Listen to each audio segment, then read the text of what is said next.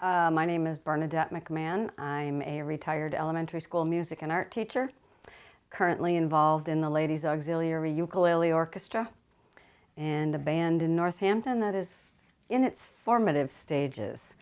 I'm retired, so I don't really have to do very much. Yeah, the theme of the Catamount is to keep it kind of natural, but yet mystical. And covering it in copper gave me the opportunity to make her very dynamic and very strong and almost armored against all the assaults of humanity on her space. I also worked for the Carousel Project in Lanesboro, carving the carousel horses at the mall. And so this portion actually kind of looks more like a saddle than I had intended it to, but I like it. What's left to do? There's still about 50 nails. They're brads holding these pieces on in addition to the adhesives. And the decorative elements still have to go on, and her face has to be done. There's nailing up here. The ears have to be done. Paint has to be applied there. Paint has to be applied to the base. Some touch-ups for areas that have little dings and dents. And then some transitionary painting that will go from the body color onto the copper so that there won't be such a defined edge here.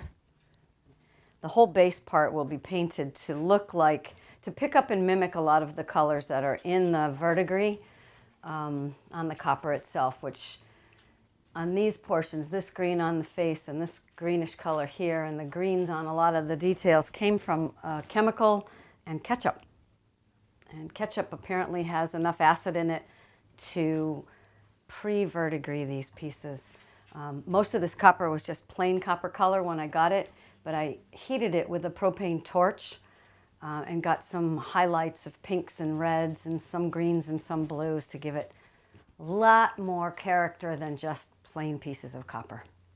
Also helps, the verdigris also helps with the longevity of the copper because it forms its own protective coating. These little doohickeys are from China or from Japan, and they start out look like this. And the Japanese put these in the bottom of pots, plant pots, because this, when it gets wet, will leach off copper sulfate, and copper sulfate keeps slugs away. And in Japan, apparently, it's quite damp. So I torched them and smashed them with a hammer, with a wooden hammer, and then used either the ketchup again or the chemical that verdigris it down so you can get a variety of different tones. This is just copper wire that's already been colored, permanently colored, so it won't rust. Cool, huh? I think her face, that's the part, when you put the eyes in, it comes alive. And the eyes aren't in her yet, but they will be. They're going to be reverse painted glass eyes. And the final details will say to me that, I've done enough, time to stop. It looks like she's ready to go, ready to trot off into the woods and do her own thing. I just, for the sake of people and curiosity, hope people don't pet it and run their fingers over it. After it's been coated many times, there won't be as many sharp edges, but, it is metal. I liked the second moose better than the first moose because the first form was more cartoony, and the second one was very realistic. So that was fun to work on, but it was so big that we couldn't get it in here. I ended up putting it in the downstairs bedroom of my house and working on it in there all winter long.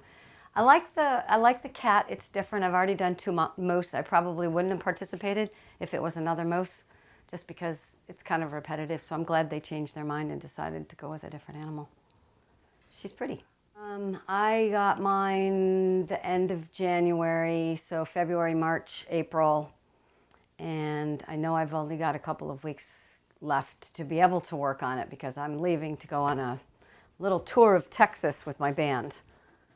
So that's what I'm going to do. 2 weeks and I'm done. I'm more concerned about getting the base done because there's someone else involved in that besides me. And trying to juggle 2 people, especially when one lives in Massachusetts and the other lives in Ohio, has been challenging. But I think we can pull it off. Just the beauty of copper. the longevity of of a metal that is one of the most reclaimable, recyclable. I read somewhere every bit of copper that's on the planet now has been here since the planet's formation. And it's the only truly 100% recyclable metal, which I didn't know. So I learned something from that. Also, just to think about, you know, the animal itself. And as far as I was concerned, I thought this was a myth that we still had catamounts around here. But one night I was pulling out of my driveway very late at night, and there was a catamount in the field across the street. And I thought it was a deer because it's pretty common for us to have a lot of animals. But when my headlights turned up the road and it went across the body of the animal, I saw the long tail and the loping run, and it just went off into the woods. So they are still here. And I guess they're endangered, and we should do a heck of a lot more to help with species like this.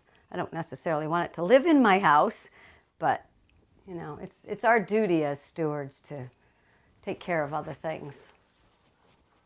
Without sponsors, we wouldn't have anything to do. So thanks, Cat TV.